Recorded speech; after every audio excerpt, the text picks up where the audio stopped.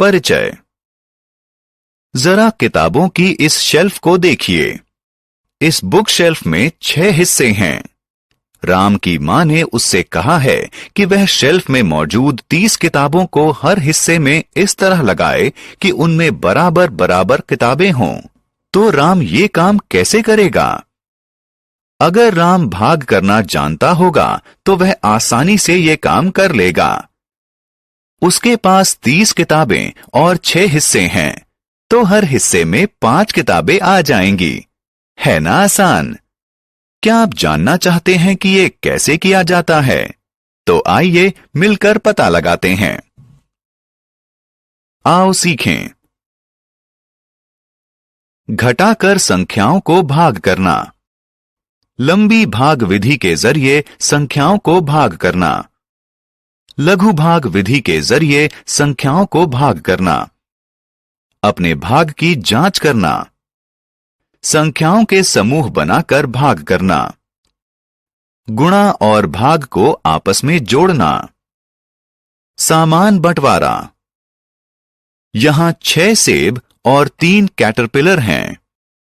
अगर सेबों को बराबर बराबर बांटा जाए तो हर कैटरपिलर को 2 सेब मिलेंगे। यदि 3 कैटरपिलर में 6 सेब बांटे जाएं, तो हर एक को 2-2 सेब मिलेंगे। अगर 6 सेब हों और 2 कैटरपिलर हों, तो हर कैटरपिलर को 3 सेब मिलेंगे। यदि 6 सेबों को 2 से भाग दिया जाए, तो हर एक को 3 सेब मिलेंगे। घटाने के जरिए भाग करना। अब हम घटाने के जरिए भाग देना सीखेंगे। आइए 16 को 4 से भाग देते हैं। 16 में से 4 घटाइए, हमें मिले 12। अब 12 में से 4 घटाइए, हमें मिले 8। 8 में से 4 घटाइए, हमें मिले 4। इसी तरह 4 में से 4 घटाइए तो हमें मिली 0। तब तक घटाते जाइए जब तक कि हमें 0 नहीं मिल जाती।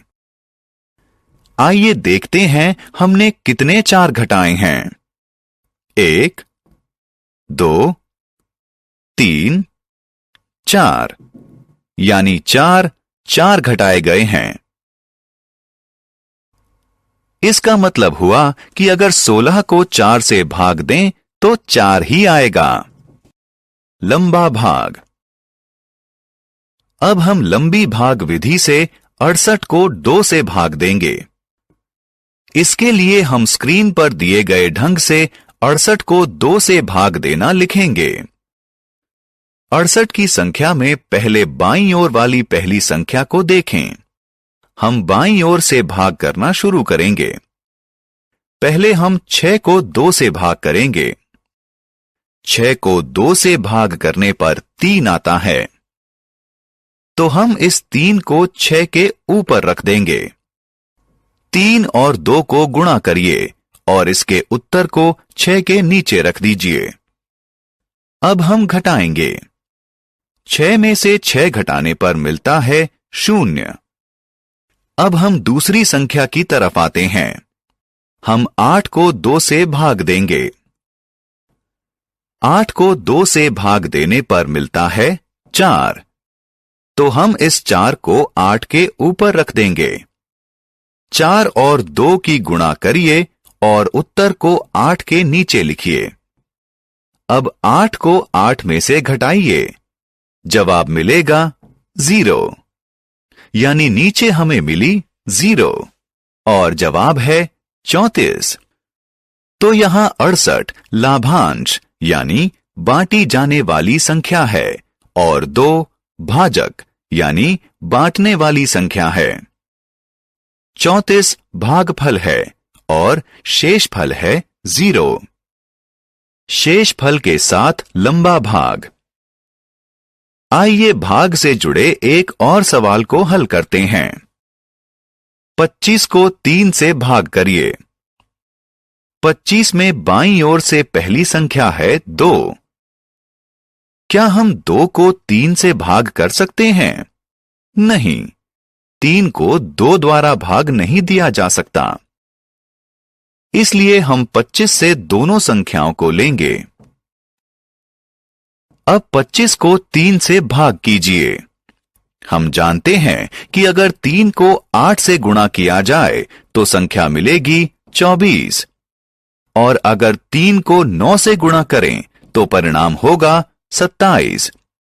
27 25 से ज्यादा है, तो हम 3 को 8 से गुणा करके 24 संख्या को लेंगे। तो 8 को 25 के ऊपर रखिए और उत्तर को 25 के नीचे रखिए। अब घटाइए। 25 में से 24 घटाने पर मिलता है 1।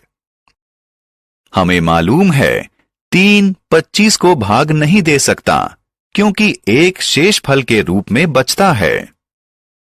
यहां 25 लाभांश है और 3 भाजक है। 8 भागफल है और शेष फल 1 है। 2 अंक वाली संख्या से लंबा भाग। आइए अब 948 को 2 अंक वाली एक संख्या 21 से भाग करते हैं। 948 लाभांश और 21 भाजक है। 9 को 21 से भाग नहीं दिया जा सकता, इसलिए लाभांश में बाएं से पहली 2 संख्याओं पर नजर डालिए। 94 को 21 से भाग दीजिए। 21 को 4 से गुणा करें तो 84 आता है। अब 4 को 94 के ऊपर लिखें और 84 को 94 के नीचे लिखें। 84 को 94 में से घटाएं और अपना उत्तर 84 के नीचे लिखें। अब लाभांश की अगली संख्या की ओर जाएं। अगली संख्या है 8। इस संख्या को नीचे ले आएं। अब ये संख्या हो गई 108। अब नई संख्या 108 को 21 से भाग करें। 21 और 5 की गुणा करें तो संख्या आती है 105। 5 को ऊपर रखें और उत्तर को 108 के नीचे रखें। 105 को 108 में से घटाएं। उत्तर है 3। 21 से 3 को भाग नहीं दिया जा सकता, इसलिए 3 है शेषफल और 45 है भागफल।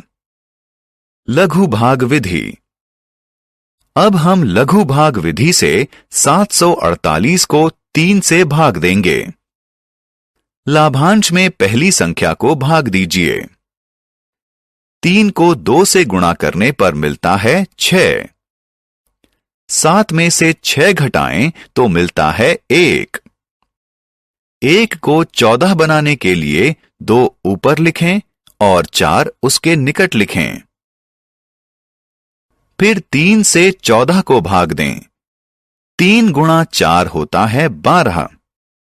14 में से 12 को घटाएं तो मिलता है 2। 4 को ऊपर लिखें और 2 को 8 से पहले लिखें तो ये बन जाएगा 28। अब 3 से 28 को भाग करें। 3 गुणा 9 होता है 27। 28 में से 27 घटाएं तो बचा 1। शेष फल के रूप में 1 आपका उत्तर है। अपने भाग की जांच करें। हमारे जवाब जानने का कोई ना कोई तरीका तो होगा। आइए अब इस पर एक नजर डालते हैं।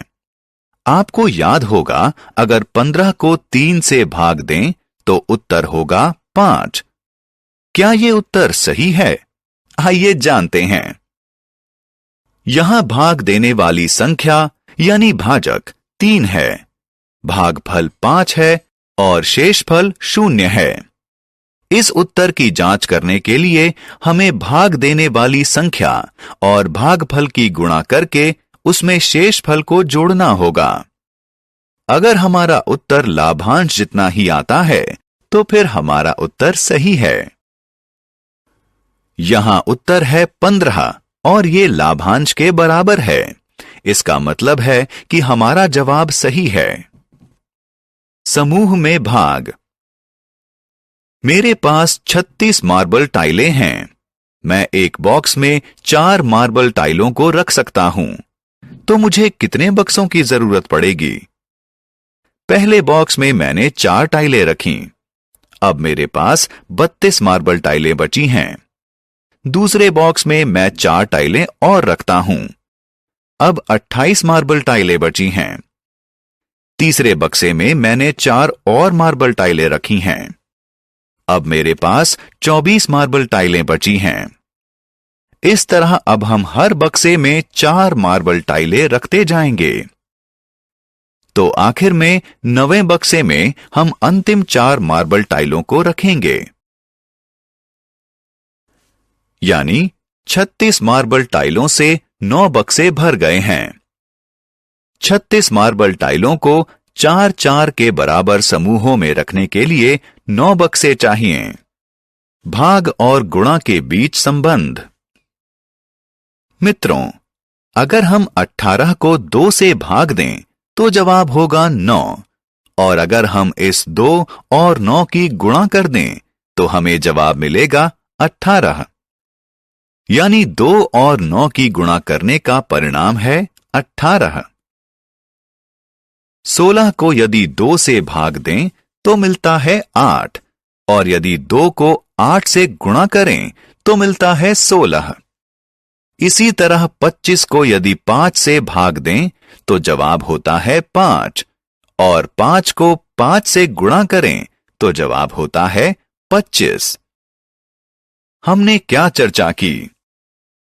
संख्याओं को निम्न विधियों के जरिए भाग देना। घटाने वाली विधि, लंबे भाग वाली विधि, छोटे भाग वाली विधि। लाभांश बराबर होता है भागफल गुणा भाजक जमा शेषफल।